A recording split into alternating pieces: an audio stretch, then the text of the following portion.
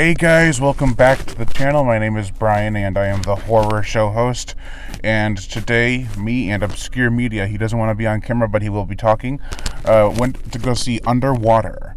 Now, after 6 days of reviewing movies about underwater horror films and family action movies, it's like, this was a breath of fresh air.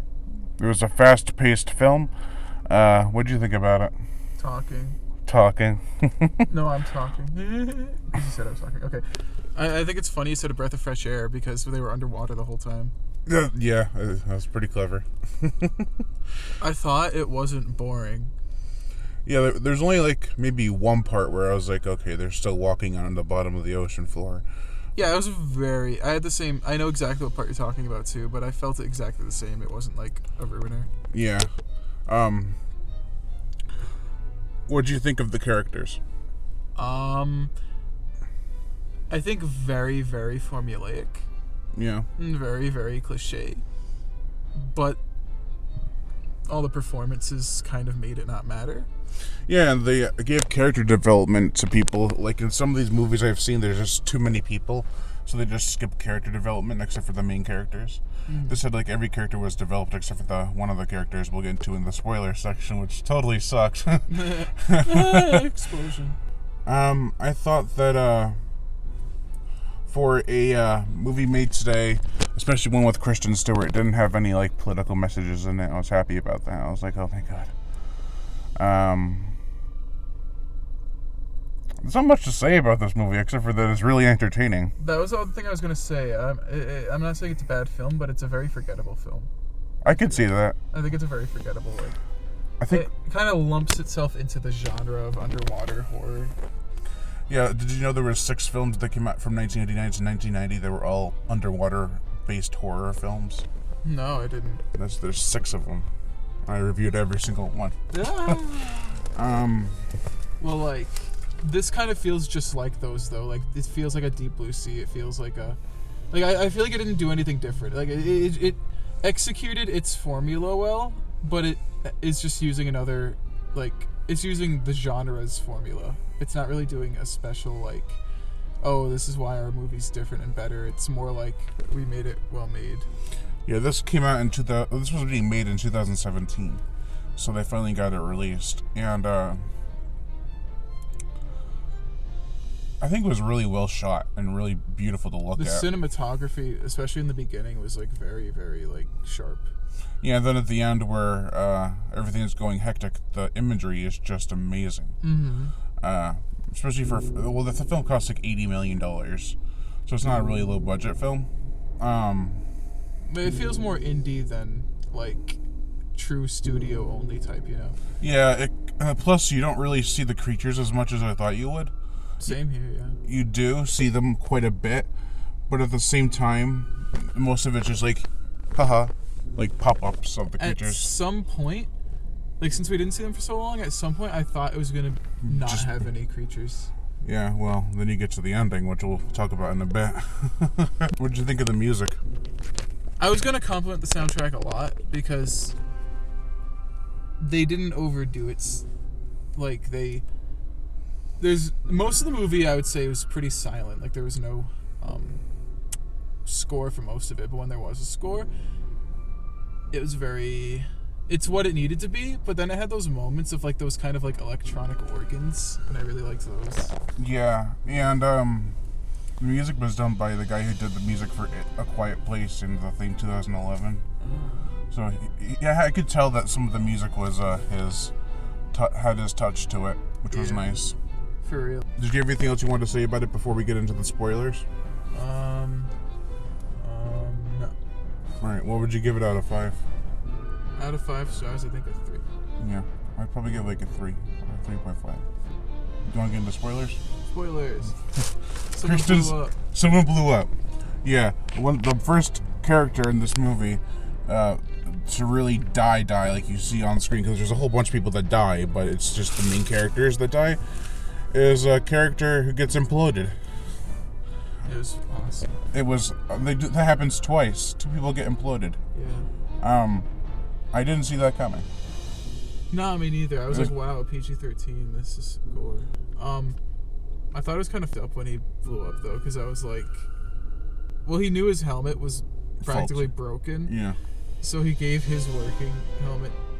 Oh, no, he switched his working helmet for the non-working helmet so that she wouldn't blow up, and it was really like, ow. I also like that, like they didn't try to make it like Aliens or Alien, where Ripley's a kick butt action hero. Instead, Kristen Stewart just feels really upset because of what she had to go through, and all the people she lost and people she could have saved. And then at the very end, should we wait for that? No. It's basically Cthulhu. Yeah, Cthulhu. It's basically a giant Cthulhu type monster. There were little bits of religious like references on the way to him though. So like they were kind of giving subtle hints that there was some bigger entity behind all of this with all the religious imagery throughout the film. But when they revealed him, it was very sudden. It was just like out of nowhere. I don't think it was bad. Yeah, I know, but I also think that they had to, or else Kristen Stewart would be dead at the scene that she was in, because a whole bunch of creatures were coming, but it turns out they're attached to Cthulhu. They can detach and stuff, but it's like, holy crap, this massive monster. And like, it's almost like the build-up is good, but I feel like if someone didn't notice those, it would feel kind of contrived. You know what I mean? But I guess it's on the audience member for not noticing. You mean like, of course there's a big monster. It's like a video game, the big boss at the end. Yeah, it was like Shadow of the Colossus, except they're swimming. What was I going to say? I thought it was like, they're pondering to themselves like, oh, this thing is so heavy, what could have knocked over our thing? A drill, yeah. Yeah, what could have knocked over our drill when it's so heavy? So, like, you have that in your head, okay, this thing's, whatever monster's out there is going to be giant. Then you have the little religious references and shit, and then you see Cthulhu, and you're like, oh, I guess it makes sense. Yeah, and, It makes sense that Cthulhu is hidden under the ocean. and then at the very end, Kristen Stewart dies. Yeah. I didn't expect that. And that's why everyone in the audience applauded. Well, I mean, she's a really... I'm kidding. I don't even know anything about her. I know of her. I know she's popular, but, I don't know, anything about her, really. She's really popular in the movie industry. So it was surprising to see her die in the movie. For real. Well, you don't see her die. You just see her... the last shot of the film is of her opening her eyes as the whole base is exploding, and then it cuts to credits, and then it says, oh, these certain people survived. Yeah. Oh, those certain people. That was something else I wanted to bring up. The two people who survived, I loved how, there was, a love thing between them, even though they had zero chemistry.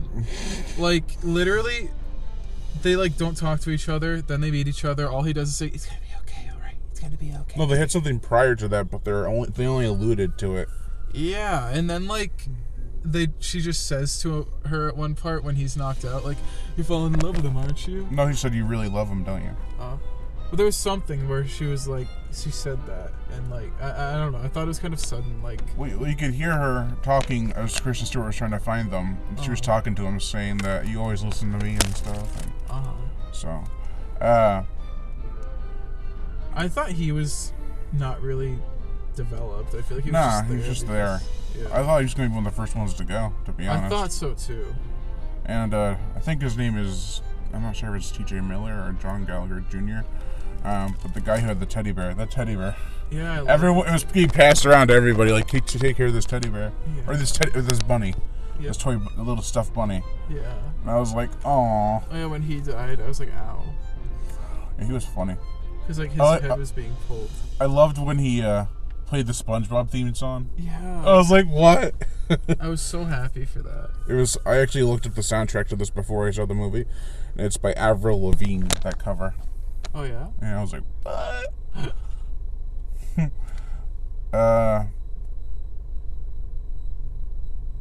Yeah. So, do you have anything else you want to say about Underwater? I think your little moment of silence there describes the movie. You can't say anything about it, but it wasn't a bad movie.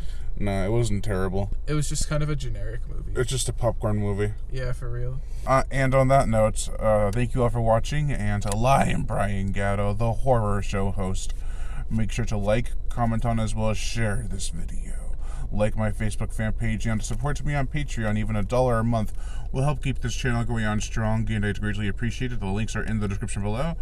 Also, hit that notification bell, and as always, Kristen Stewart. subscribe.